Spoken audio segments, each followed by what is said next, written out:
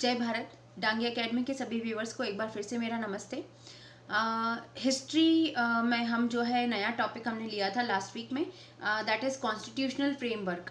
Constitutional framework में हम historical development देख रहे हैं, मतलब कि किस तरीके से हमारा इंडियन कॉन्स्टिट्यूशन को जो है एक फ्रेम आउट किया गया, उसके पीछे कौन कौन से रीज़न थे, कौन कौन से ऐसे एक्ट्स थे जिसको कि जो है टाइमली ब्रिटिश गवर्नमेंट ने इंट्रोड्यूस किया था इंडिया में, और किस तरीके से वो सारे जो हमारे एक्ट्स थे वो किस तरीके से हमको कॉन्स्टिट्यूशनल जो है हमारी कंट्री का जब हम कॉन्स्टिट्यूशन फ्रेम करने के लिए बैठे तो उन्होंने किस तरीके से हमारी मदद की थी।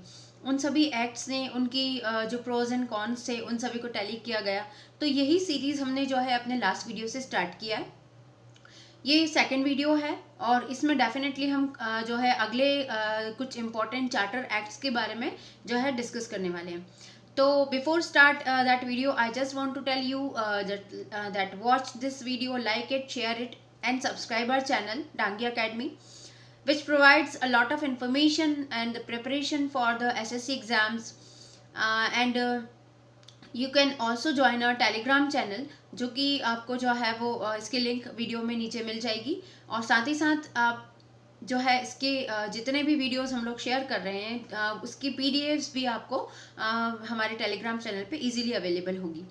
सो let's start the video, that is historical development of our constitutional framework.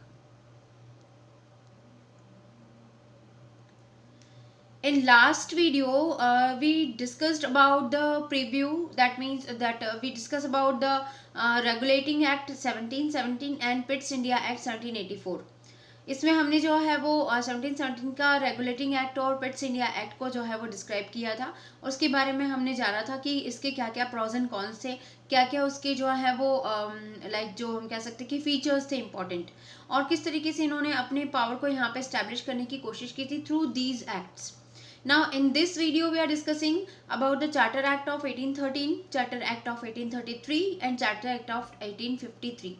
That means almost 40 year का जो इनका like जो period है, that is the time period of 40 years almost, इसमें किस तरीके की जो है वो changes हमारे प्रशासनिक कार्यों में, या मतलब हम कह सकते हैं कि जो हमारे कॉन्स्टिट्यूशन के अकॉर्डिंग या कंट्री में अपने पावर को इस्टेब्लिश करने के लिए, गवर्नमेंटल पावर्स को इस्टेब्लिश करने के लिए उन्होंने इंट्रोड्यूस किए थे। सो let's start with the charter act of 1813। Charter act of 1813, what was the purpose of the charter act of 1813? किस पर्पस की वजह से जो है इसको लॉन्च किया गया था या इसको लाया गया था, इसके पीछे मुख्य उद्देश्य क्या था? तो 1813 के थ्रू जो है कंपनी ने अपनी पुनः जो है व्यापार और शासन के नवीनीकरण के लिए जो है इसको पारित किया था। That the charter act of 1813 passed by the British parliament renewed the East India companies charter for another 20 years. जैसे कि हम जानते हैं कि 1600 में जब कंपनी हमारी कंट्री में आई थी and establish that company establish it's office at Kolkata area और the that east part of our country, that's why it is called the East India Company.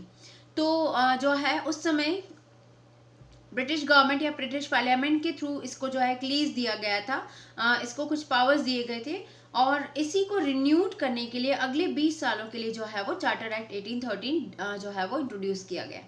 This is also called the East India company act 1813, और इसको east India company का act भी बोला जाता है। This act is important in that it defined for the first time the constitutional position of British Indian territories.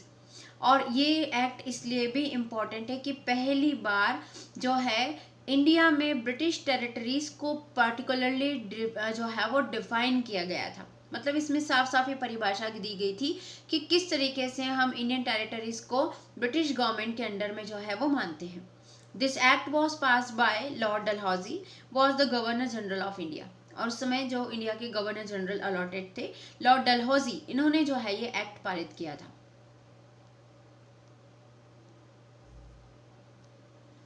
Now the provisions of the Charter Act 1830, अब इसके जो मुख्य बिंदु हैं वो क्या थे? तो चार्टर एक्ट के जो है सबसे पहले तो हम देख चुके हैं कि इसको क्यों इन्होंने जो है इंट्रोड्यूस किया था। दूसरा हम कुछ प्रोविजंस यहाँ पे डिस्कस करते हैं। This act asserted the crown's sovereignty over British possession in India.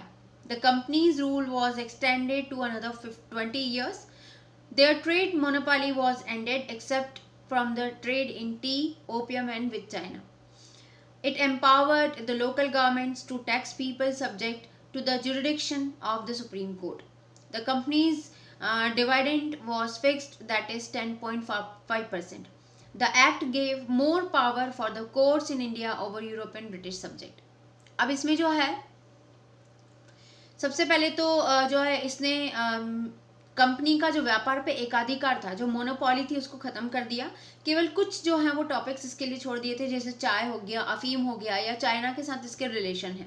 यहाँ पे जो है कंपनी के साथ कोई इंटरफेयर नहीं किया जाएगा, लेकिन बाकी सारी चीज़ों में, बाकी सारे मामलों में जो इसका एकाधिकार था या इसका जो व्यापारिक एकाधिकार था उसको पूरी तरीके से समाप्त कर दिया गया। साथ ही साथ भारतीय व्यक्तियों को शिक्षा के लिए जो है प्रतिवर्ष मात्र 1 लाख रुपए खर्च करने का प्रावधान किया गया।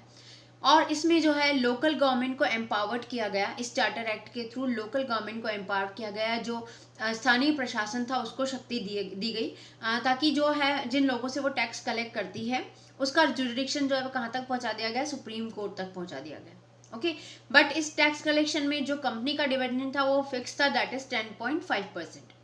और इसके थ्रू अगले 20 सालों के लिए कंपनी को जो है कंपनी रूल को एक्सटेंड कर दिया गया इंडिया में। मतलब और अगले 20 साल जो है कंपनी अपने अधिकार क्षेत्र के अंतर्गत जो है वो यहाँ पे काम कर सकती है, रूल कर सकती है।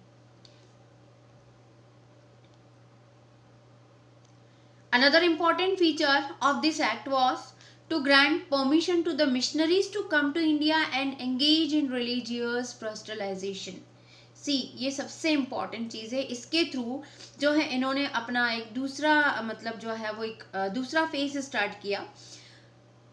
ईसाई मिशनरीज को प्रचार के लिए यहाँ पे अनुमति प्रदान कर दी गई इस चार्टर एक्ट के थ्रू। मतलब ईसाई मिशनरीज जो है वो इंडिया आ सकते हैं, भारत आ सकते हैं और यहाँ पे ईसाई धर्म का प्रचार प्रसार कर सकते हैं। The missionaries were successful in getting the appointment of a bishop for British India with his headquarter at Kolkata in the provision of the act. और ईसाई मिशनरीज को जो है वो बिशप के थ्रू ये परमिशन मिल जाती है कि कोलकाता में जो है वो अपना ईसाई मिशनरीज का हेडक्वार्टर स्टैब्लिश कर सकते हैं। The act provided for a financial grant towards the revival of Indian literature and the promotion of science. इसमें कुछ विषयों को जो है वो इंडियन सोसाइटी में प्रमोट करने के लिए भी जो है कुछ ग्रांट एक्सेप्ट की गई थी, जिसमें कि science and literature, Indian literature important था। The company was also to take up a greater role in the education of the Indians under them. It was to set aside that 1 lakh for this purpose. ठीक है, जैसा कि मैंने starting में कहा था कि भारतीय व्यक्तियों की शिक्षा के लिए जो है वो प्रतिवर्ष सिर्फ 1 लाख रुपए का जो है प्रोविजन रखा गया था। The charter act of 1813 ended the monopoly of the East India Company with the exception of tea and trade with China. As a result, Indian craftsman had to compete with machine made goods from England. अब India में जो है company की monopoly खत्म कर दी गई। Monopoly जहाँ पे कि पहले इंडिया में जो ईस्ट इंडिया कंपनी थी वो ट्रेड कंपनी बन के आई थी। Definitely these were the traders at that time at the initial, लेकिन बाद में उन्होंने जो है वो पॉलिटिकल पावर ग्रैब कर लिया था। लेकिन इस एक्ट के बाद 1813 के एक्ट के बाद ईस्ट इंडिया कंपनी का जो EIC का जो पावर था, जो मोनोपोली थी, जो एकाधिकार था, उसको ख़त्म कर दिया गया। केवल चाय के ऊपर और ओपियम के ऊपर तथा चाइना के साथ उसके जो रिलेशंस हैं उसके ऊपर इनमें कंट्रोल नहीं किया गया, इसमें इसको फ्री रखा गया। ठीक है, नतीजा क्या हुआ इसका? नतीजा ये हुआ कि जो इंडियन क्राफ्ट्स पर्सन थे, जो कारीगर थे, भारतीय कारीगर थे, उनको जो है अब अपने सामान के लिए कंपटीशन फेस करना पड़ रहा था मशीन मेड चीज़ों से, जो कि कंपैरेटिवली कैसी होती थी, चीप होती थी, है ना। क्वालिटी डेफिनेटली होती होगी या नहीं भी होती होगी, बट जो है वो मशीन मेड होता था तो वो कंपैरेटिवली चीप होता था और इजीली अवेलेबल होता था। तो वो चीज़ अब आप इमेजिन करिए कि एक साड़ी जो हैंडलूम की बनी हुई है और एक साड़ी जो सिंथेटिक मटेरियल की बनी है, कौन सी सस्ती होगी? जो सिंथेटिक मटेरियल की मशीन में बनी होंगी। ठीक है, मशीनरीज के थ्रू फैक्ट्रीज में बनी होंगी। लेकिन वो साड़ीज जो हथकरघा, जो हैंडलूम्स के थ्रू पर्टिकुलर किसी एक या दो लोगों के एफर्ट के काफ़ी लंबे टाइम के बाद एफर्ट के बाद बनेगी, तो डेफिनेटली उसकी कॉस्ट और क्वालिटी ज़्यादा अच्छी होगी।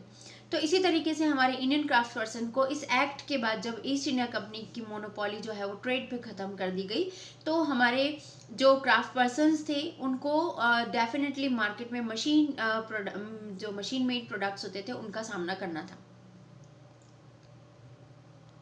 So these were some important features of Charter Act 1813. अब इसके बाद हम आ जाते हैं charter act of 1833।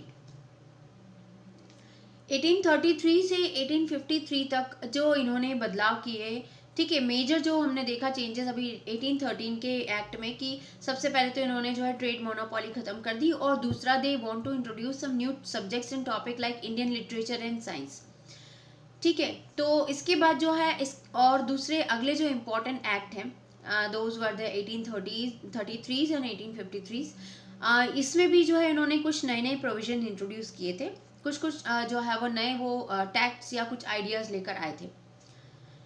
The Saint Helena act और 1833 और the government of India act 1833, sometimes called the Charter Act 1833, was an act of the Parliament of the United Kingdom. अब charter act of 1833 अलग अलग नामों से जाना जाता है। इसे सेंट हेलेना एक्ट भी कहते हैं, इसको गवर्नमेंट ऑफ इंडिया एक्ट भी कहा जाता है, और चार्टर एक्ट तो कह ही रहे हैं। As this act was also intended to provide for an existing extension of the royal charter granted to the East India Company. It is also called the Charter Act of 1833.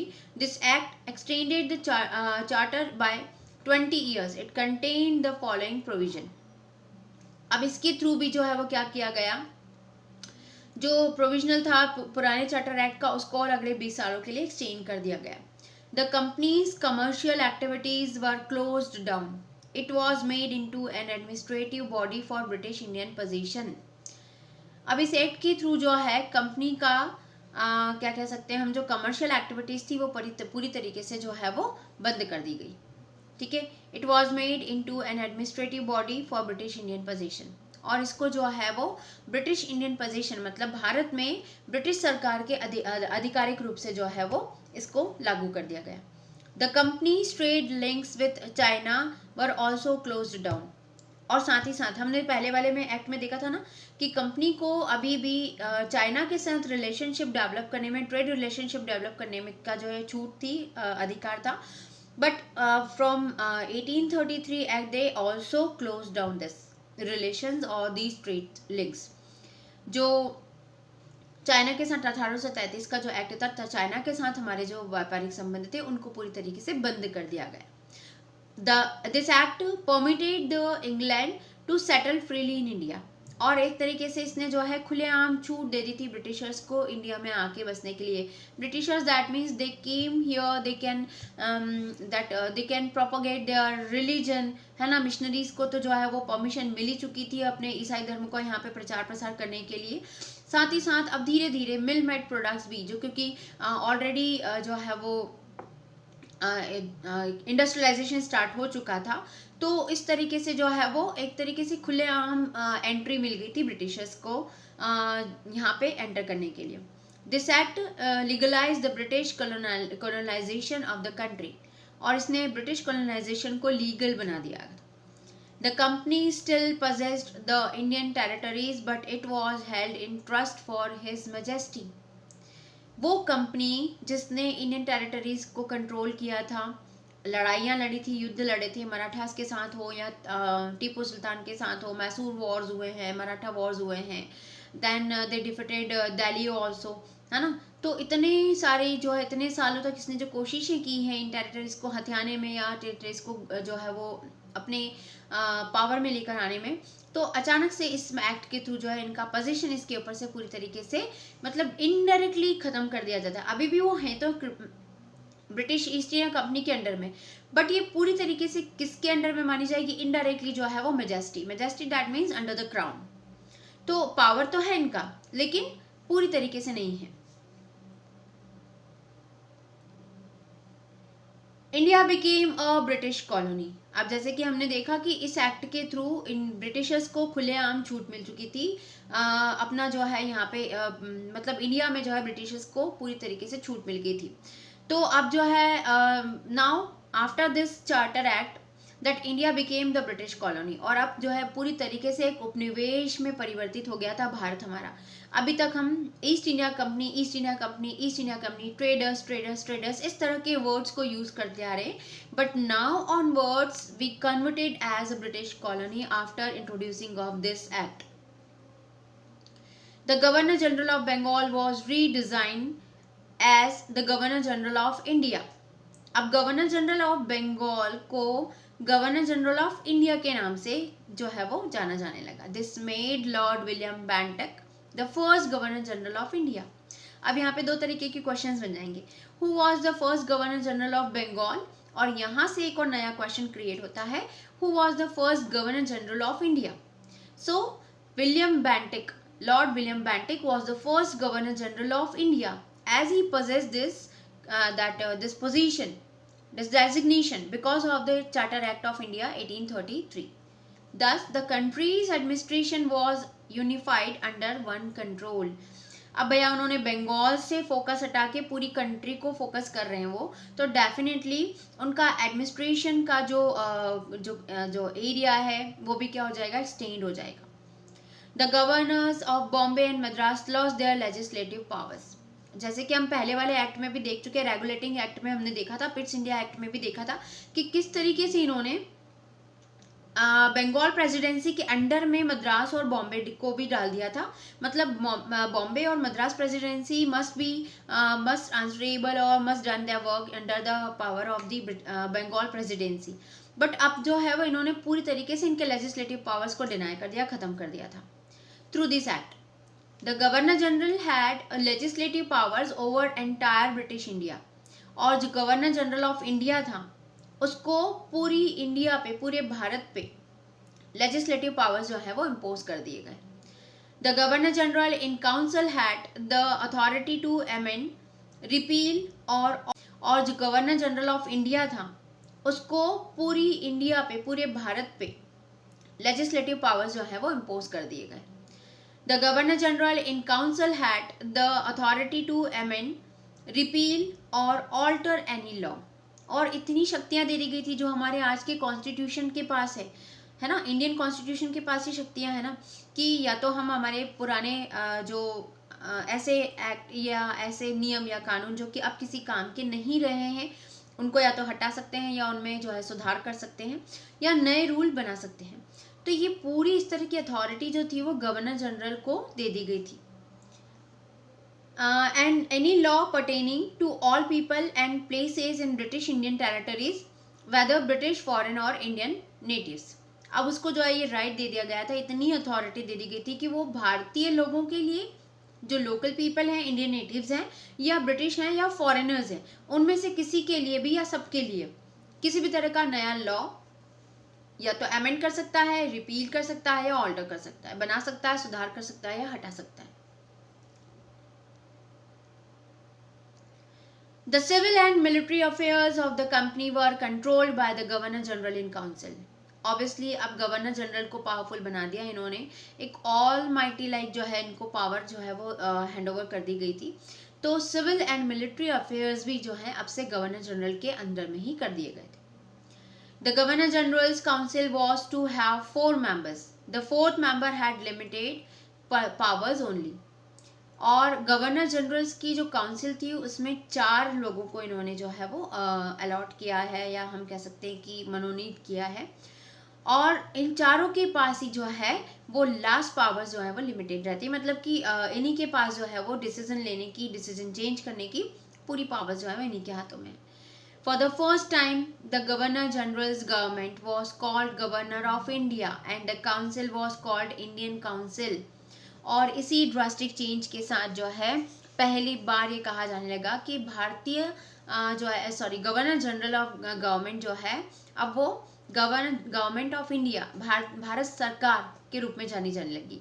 और जो council थी, now it is called the Indian council, भारतीय विधान परिषद इसको कहा जाने लगा। Now split in Bengal presidency, the act provided for the presidency of Bengal to be divided into the presidencies of the Agra and Fort William. But this never came into effect. हालांकि इसमें एक suggestion दिया गया था इस act में कि बंगाल का डिवीजन कर दिया जाए बंगाल प्रेसिडेंसी का जो है वो डिवीज़न कर दिया जाए और उसको जो है वो आगरा एंड फोर्ट विलियम के नाम से जाना जाए। इन 2 पार्ट में इसको डिवाइड कर दिया गया है। बट इसको जो है वो इसका कहीं हमको इफेक्ट देखने को नहीं मिलता एग्जैक्टली शायद हो सकता है कि ये कहीं नहीं हुआ हो। Then this was the first act that gave permission for Indians to have a share in the country's administration. This was the first act that gave permission for Indians to have a share in the country's administration. यहाँ पे जो है ये पहला act था जिसने Indians को country के एडमिनिस्ट्रेशन में पार्टिसिपेशन का राइट दिया था। मतलब अभी तक जो है वो इंडियंस के पास ऐसा कोई राइट नहीं था, पूरी तरीके से पावर जो थी वो ब्रिटिश ईस्ट इंडिया कंपनी और उसके ऑफिशियल्स के हाथों में थी। लेकिन इस एक्ट के बाद इनकी ये पावर्स ले ली गई थी पूरी तरीके से, एक कठपुतली की तरह, एक पपेट रूलर्स की तरह इन्हें रखा गया था कि ठीक है, let it be the territories with these people, these company, but कौन सर्वे सर्वा होगा, who has the power at all, that is the crown. ठीक है, तो अब इसके साथ ही साथ जो है इन्होंने एक नया इंट्रोडक्शन दिया कि भैया अब इंडियंस भी क्या कर सकते हैं, कंट्री के एडमिनिस्ट्रेशन में जो है अपना शेयर दे सकते हैं। It stated that marriage should be the basis of employment to government services and not birth, color, religion or race. इसमें यह भी कहा गया कि सरकारी नौकरियों के लिए, सरकारी सेवाओं के लिए या लोक सेवाओं के लिए जो एम्प्लॉयमेंट होता है उसके लिए जो बेसिक्स हैं वो इन्होंने फिक्स कर दिए। ये जो था वो मेरिट बेसिस पे होगा, ठीक है, ना कि आपकी जाति, धर्म, रंग या रिलीजन के बेसिस पे। The act mandate that any law made in India was to be put before the British Parliament and was to be called Act. The act mandate that any law made in India, मतलब जैसे कि उन्होंने governor general को power दे दिया है कि वो जो है क्या कर सकता है, any act, it could be any act और लॉ कुड बी इंट्रोड्यूस और अमेंड।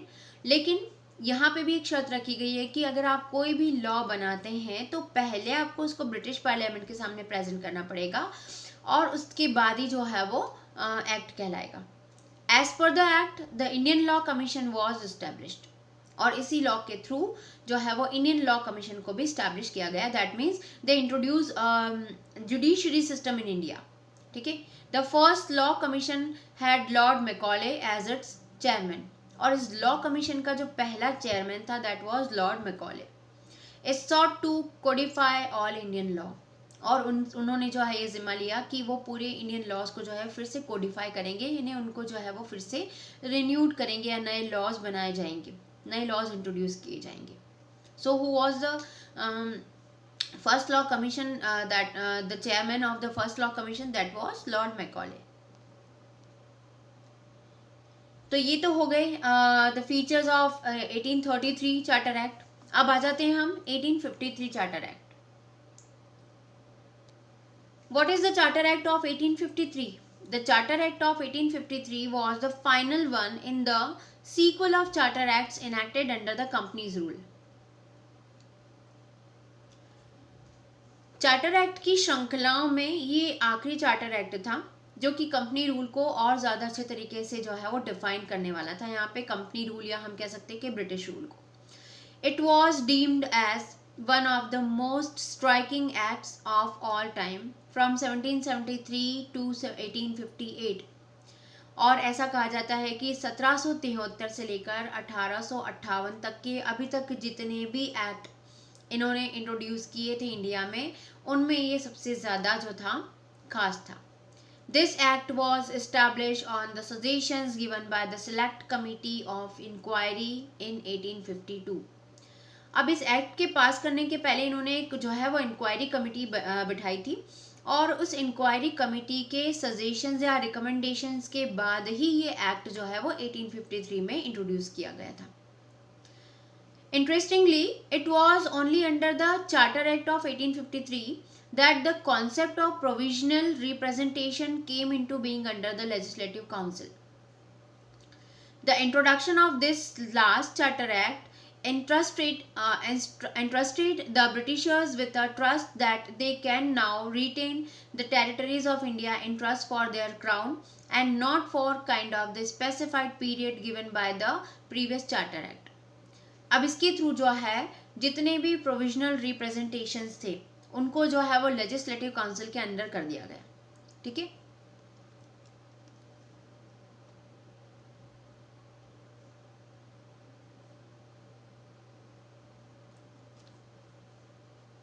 देन इसमें जो है हमने देखा था कि गवर्नर जनरल का जो गवर्नर जनरल की जो काउंसिल थी उसमें 4 मेंबर्स थे। अब इसमें 4 मेंबर्स से एक्सचेंज करके इसके जो नंबर्स थे वो 6 कर दिए गए थे। Then how many members were there? 6 members.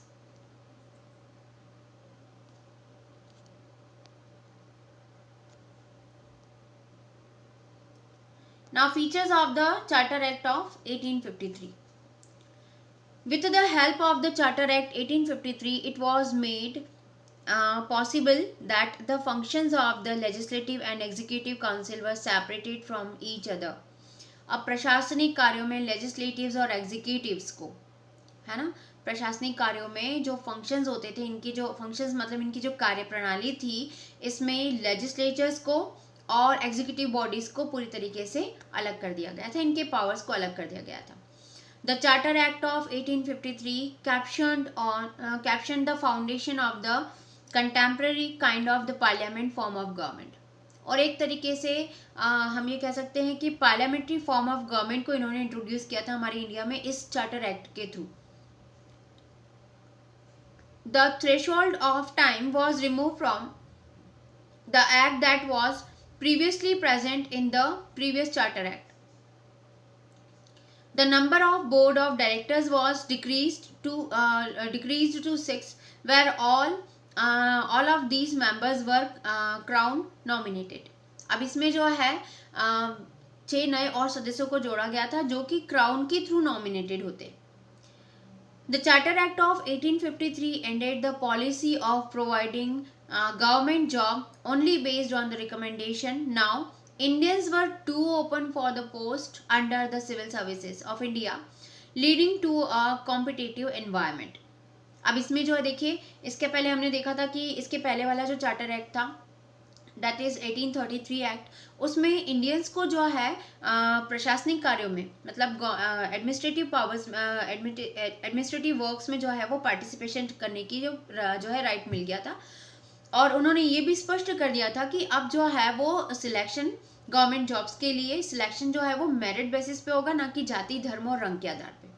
अब इस एक्ट के थ्रू इसमें और ज़्यादा क्लैरिटी दे दी गई। सिविल सर्विसेज के लिए भी भारतीयों का रास्ता खोल दिया गया, भारतीयों के लिए दरवाजे खोल दिए गए थे। Now Indians could also be participated in the civil services exams. It was the first time in many years that the system of local government was introduced by the Britishers and furthered its representation in the legislative council. इसके through सबसे पहली बार जो है वो local government को introduce किया गया था, लोकल गवर्नमेंट और उसके फंक्शन को इंट्रोड्यूस किया गया था। In the legislative council notably the members were from Madras, Bengal, Bombay and certain areas of the northwestern provinces. Yes, they define some provinces. उसमें कुछ provinces के इसमें जो members होंगे, जो councils में members होंगे, these members were mostly followed by the Madras, Bengal, Bombay and the other certain areas of the northwestern provinces. इन्हीं provinces के through जो है वो representatives elect या select होंगे।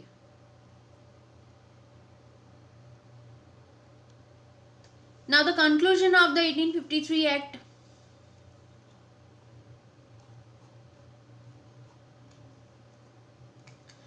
The Charter Act of 1853 was the definitive one of the continuation of the Charter Act authorized under the Companies Rule.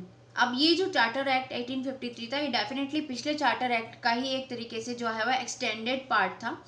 It was considered as one of the most remarkable acts of all time from 1773 to 1758. काफ़ी drastic changes लेके आया था वो इस act के through, जैसे कि civil services के लिए इंडियंस को परमिशन दे देना, ठीक है, पूरी तरीके से जो है वो पावर गवर्नमेंट के हाथों में लेके आ जाना, एक पार्लियामेंट्री फॉर्म ऑफ गवर्नमेंट को इंट्रोड्यूस करवाना इंडिया में, ठीक है, देन लेजिस्लेचर्स और एग्जीक्यूटिव्स के पावर्स को सेपरेट कर देना। तो ये कुछ ऐसे फीचर्स थे, कुछ ऐसे प्रोविजंस थे जिसने इसको अब तक का सबसे जो है वो मतलब सबसे अलग जो है वो एक एक्ट बना दिया था। It was only under the Charter Act 1853 that the concept of provisional representation came into being under the Legislative Council.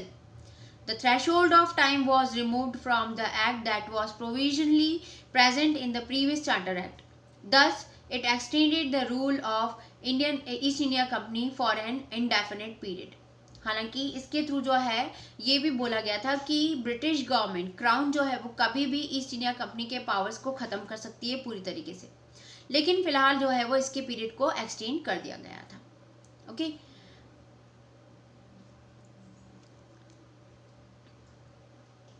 इसके पहले वाला जो 1833 वाला जो चार्टर एक्ट था उसके थ्रू हमने जो है देखा था कि किस तरीके से ईस्ट इंडिया कंपनी के टाइम पीरियड को जो है वो एक्सटेंड किया गया था. बट इस एक्ट में इस तरह का कोई प्रोविजन नहीं था. I am sorry for that. इस एक्ट में जो इस तरह का कोई प्रोविजन नहीं था. पूरी तरीके से जो है वो पावर्स किसके अंडर में आ चुके थे, लेजिस्लेटिव काउंसिल के अंडर में आ चुके थे, विधान परिषद के जो है अंडर में आ चुके थे. तो इस तरीके से हमने देखा कि ये कुछ इंपॉर्टेंट चार्टर एक्ट्स थे जो कि ब्रिटिश गवर्नमेंट ने टाइमली इंट्रोड्यूस करवाए थे. And this is all about the time period of 40 years. ठीक है, राइट फ्रॉम 1813 टू 1853 लगभग 40 सालों में उन्होंने 3 अलग अलग चार्टर एक्ट्स इंट्रोड्यूस किए और इनके थ्रू वो धीरे धीरे एक्सटेंड करते जा रहे थे powers of British crown. Basically जो उन्होंने स्टार्ट किया था 1813 में कि now they want to end up the powers of the Indian East India Company in India. और ईस्ट इंडिया कंपनी के पावर्स को एंड अप करने के बाद जो है वो अपना खुद का क्राउन का जो है यहाँ पे एक तरीके से डायरेक्ट कंट्रोल करना चाहते थे, जो कि उन्होंने कर भी दिया था. they established legislative council. They mentioned as the Governor General of Bengal. Instead of that they mention it as the Governor General of India. ठीक है, तो इस तरीके से कुछ ऐसे इंपॉर्टेंट क्लॉजेज हैं इन तीनों ही चार्टर एक्ट्स में जो कि हमारी आने वाली पार्लियामेंट्री फॉर्म ऑफ गवर्नमेंट के लिए कुछ इंपॉर्टेंट फीचर्स या कुछ इंपॉर्टेंट आइडियाज प्रोवाइड करती है. तो होप आप लोगों को ये समझ में आया होगा. यस, इस बार जो है ये वीडियोस कंप्लीट होने के बाद डेफिनेटली मैं कुछ क्वेश्चंस के साथ प्रेजेंट होंगी. उसमें जितने भी हमने इस पूरे कॉन्स्टिट्यूशनल फ्रेमवर्क के अंदर में वीडियोस लिए हैं, टॉपिक्स लिए हैं, उनसे रिलेटेड मैं वो क्वेश्चन प्रोवाइड करूँगी जो कि आपके लिए किसी भी कॉम्पिटिटिव एग्जाम के लिए काफ़ी इंपॉर्टेंट हो सकते हैं. तो आज के लिए इतना ही. थैंक यू, धन्यवाद, जय भारत.